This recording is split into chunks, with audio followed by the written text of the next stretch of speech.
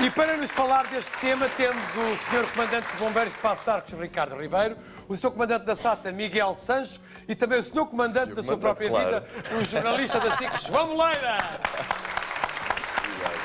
Na plateia, temos a psicóloga Sílvia Botelho, com quem já vamos falar daqui a pouco. Olá, boa tarde a todos, sejam bem-vindos. Boa tarde. Sejam bem-vindos. Afinal, a vossa profissão é ou não estressante? É isso que nós... A primeira pergunta. Podemos começar pelo Sr. Comandante dos Bombeiros. Até porque está no topo, a primeira profissão mais estressante. Sim, a profissão é de facto estressante e ainda para mais quando alguns, se não a maioria dos bombeiros, a desenvolvem não como profissão, mas como atividade, muitas vezes de forma voluntária. Pois. E, de facto, ela é estressante por diversas fontes de stress. A primeira delas tem a ver, ao contrário do que as pessoas julgam, com as nossas vítimas. O sofrimento delas, a dificuldade que elas estão a viver e a realidade de que nós estamos ali também para fazer uma intervenção no sentido de lhes dar a possibilidade de elas continuarem a fazer a sua vida. E este é o primeiro aspecto que é bastante estressante para nós. Na parte do socorro, por exemplo, se tiverem que desencarcerar alguém, se estivermos a falar de um acidente em que tem 2 ou 3 vítimas, são vocês que têm que fazer a escolha de quem é que vão ajudar, de quem é que será ajudado primeiro. Compete ao comandante das operações fazer essa decisão em conjunto com a equipa médica que lá tiver. Ou às vezes são segundos. Não, e muitas das vezes até pior. É que, ao contrário, por exemplo, do que muita gente diz, tem que socorrer o que tiver pior. Mas a partir de certa situação crítica, já se calhar a prioridade é outra. E portanto, isso são tudo fatores indutores. Essa decisão normalmente tem que estar assente em conhecimentos objetivos que decidem qual das vítimas é que nós vamos priorizar. Mas, além disso, depois há também toda a envolvência do teatro de operações, familiares das vítimas, claro. Pessoas que estão na companhia das vítimas, por exemplo, se eu tiver encarcerados, normalmente os pais vão à frente, as crianças vão atrás, à frente ficam encarcerados, atrás estão as crianças.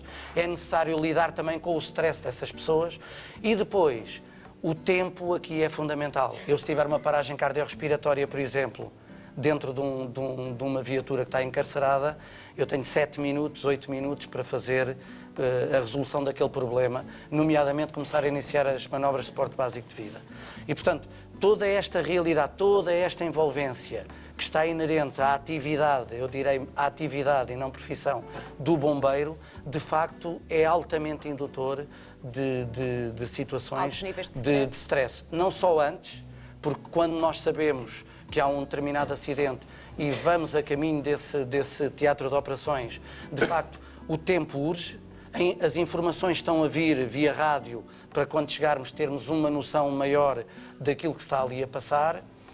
Durante o teatro das operações, em que temos que prestar o socorro, combater o incêndio, fazer busca e salvamento, muitas das vezes em situações fisicamente muito agressivas, temperaturas elevadas, gases tóxicos, não há visibilidade, vítimas pelo meio que não sabemos onde estão, em que situação estão, portanto, e depois, que é reviver, muitas das vezes, a situação que se verificou anteriormente. Mas são profissões que, para além de se ver o stress da situação quando se está no estado crítico, mesmo quando não se está numa situação de paz, são também profissões estressantes.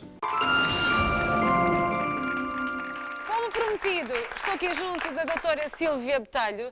Doutora Sílvia, bem-vinda ao Grande Tarde. Obrigada. Nós temos aqui uma pergunta que é feita pelo João Sousa, que acho que é muito pertinente. Como devemos lidar com o stress do trabalho de melhor maneira? Como? É verdade, se for de forma saudável, né? Porque existe aqui o stress saudável que nos faz bem, termos um bocadinho de stress para nos também ativar aqui ao trabalho.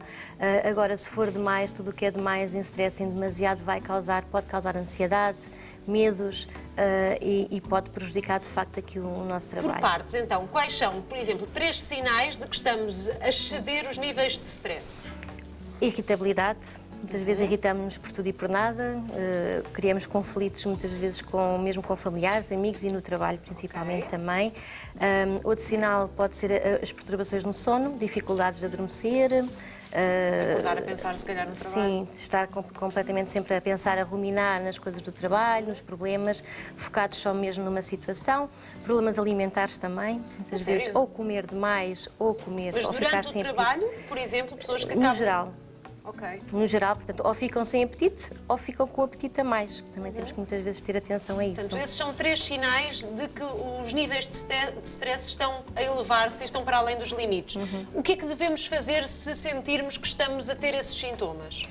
Se for, de facto, muito intensos e prolongados no tempo, ou seja, durante muito tempo, uma coisa é durante um dia ou outro, nós estamos aqui com sintomas de stress. Outras é um stress mais continuado e mais prolongado e de forma mais intensa, aí deveremos procurar ajuda psicológica. Portanto, um psicólogo. Sim, neste um psicólogo, caso. neste caso. E em casa, que tipo de hábitos é que devemos ter para relativizarmos mais aquilo que nos acontece no trabalho e para tentarmos esquecer um bocadinho e deixar o trabalho no seu espaço, que é no trabalho, e termos a nossa vida em casa e com os amigos?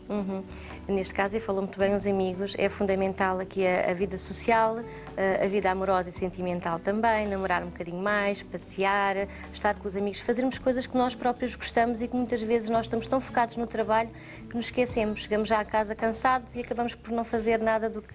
Criar projetos ou criar, enfim, elaborar uma lista com coisas que nos fazem bem. Pode Por ser exemplo, positivo sim, e tentarmos claro que sim. fazer isso. Claro que sim. E a nível das percepções que nós temos muitas vezes dos eventos e das situações, focar mais nos aspectos positivos e tratar mal os aspectos negativos ou não ligar tanto, porque nós muitas vezes acabamos por pensar muito em extremos. Isto é muito mau e muitas vezes é só mau ou é médio, mau. E nós acabamos por aumentar aqui as situações, não é? E isso também acaba por nos prejudicar. Muito obrigada. Um aplauso para a doutora Nada. Silvia Botelho.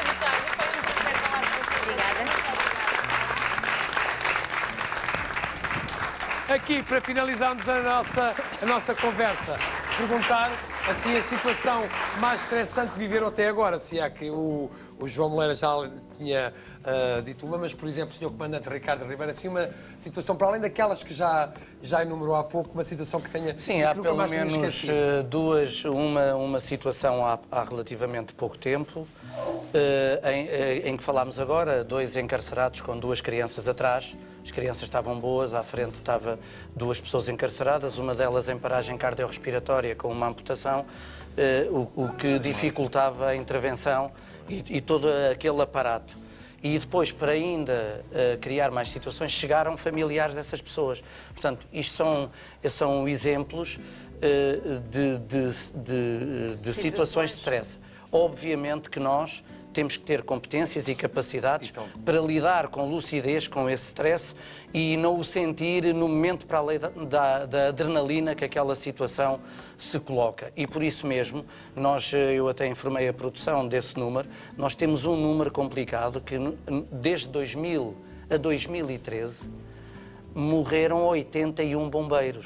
Mais do que polícias e militares Só juntos. isso já é motivo de Portanto, stress só isso para é quem um sai, fator não é? indutor Claro. do próprio stress. E ao contrário aqui do Sr. Comandante, que não lhe vou chamar Ângelo, Sr. Comandante Miguel, de facto, nós temos não temos todos os apoios, não temos todos os mecanismos, não temos todas as necessidades que um avião. Porquê? Porque o risco do avião está credibilizado na cabeça de toda a gente e o risco da segurança, seja dos bombeiros, seja das vítimas, não está credibilizado. E acontece que, por exemplo, uma autoescada custa pode custar 800 mil euros, 500, 600 mil euros ou mais, e ao longo de 10 anos pode nunca ser utilizada.